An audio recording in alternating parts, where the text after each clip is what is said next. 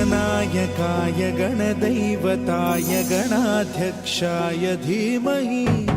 गुणशरीराय गुणमण्डिताय गुणेशानाय धीमहि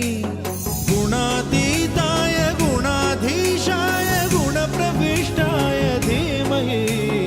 एकदन्ताय वक्रतुण्डाय गौरीतनयाय धीमहि गजेशानाय भालचन्द्राय श्रीगणेशाय धीमहि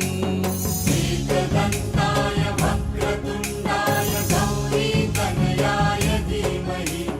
गजेशानाय भालचन्द्राय श्रीगणेशाय धीमहि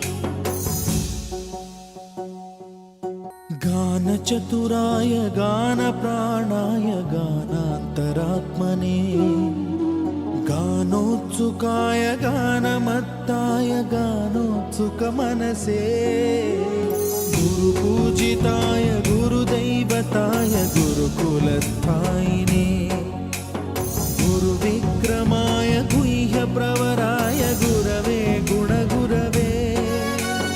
गुरुदैत्यकलक्षेत्रे गुरुधर्मसदाराध्याय गुरुपुत्रपरित्रात्रे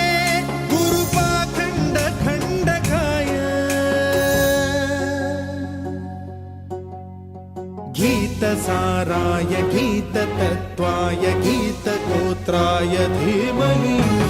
गूढगुल्फाय गन्धमत्ताय गोजयप्रदाय धीमहि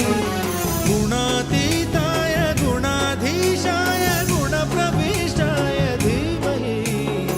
एकदन्ताय वक्रतुण्डाय गौरीतनयाय धीमहि गजेशानाय भालचन्द्राय